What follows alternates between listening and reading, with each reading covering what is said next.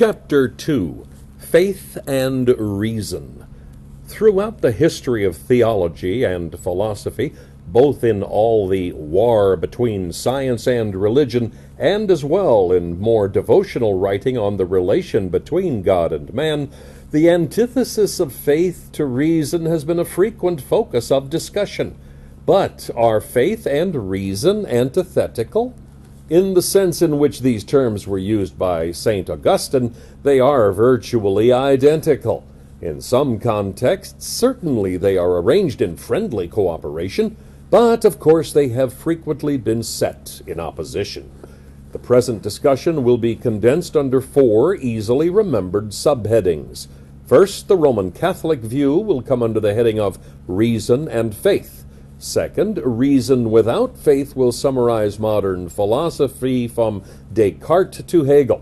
Third, the outbursts of irrationalism that followed Hegel, including mysticism, neo-orthodoxy, as well as Nietzsche and instrumentalism, will be taken as examples of faith without reason. And fourth, the only remaining combination is faith and reason.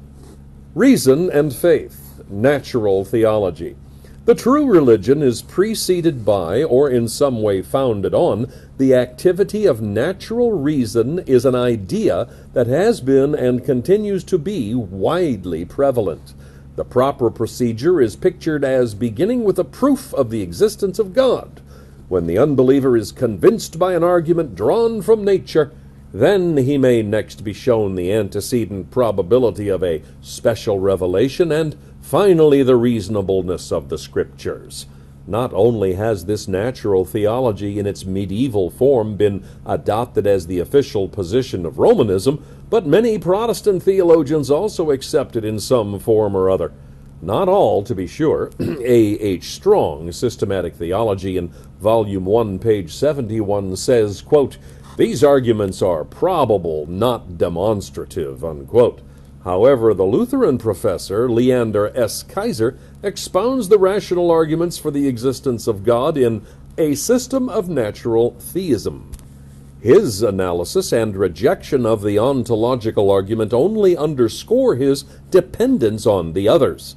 A.E. Taylor is more ambiguous in his ecclesiastical position, in his concept of God, and even in the precise force he assigns to his argument, but he wrote a book, Does God Exist? To which question his answer is certainly not negative.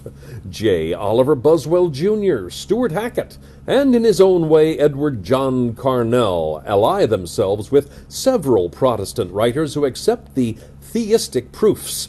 Prior to all these men, however, and in a much more elaborate and systematic form than any of them, Thomas Aquinas stated the natural arguments for God's existence, on the basis of which he then erected a revealed theology. The Thomistic view distinguishes between the process of arriving at truth by man's unaided natural reason and the voluntary acceptance of truth on the authority of divine revelation. The former is demonstrable philosophy, the latter, accepted without demonstration, is the sphere of faith. Faith and reason are, therefore, in one sense incompatible. This sense is, of course, not that in which humanists or materialists make them mutually antagonistic. Rather, they are psychologically or subjectively incompatible. If we have rationally demonstrated a proposition, it is impossible for us to believe it on bare authority. We now have the proof, and this leaves no room for faith. For example, a high school teacher may tell a pupil that plane triangles contain 180 degrees, and the pupil, if he has some idea of what a degree is, may believe what his teacher says.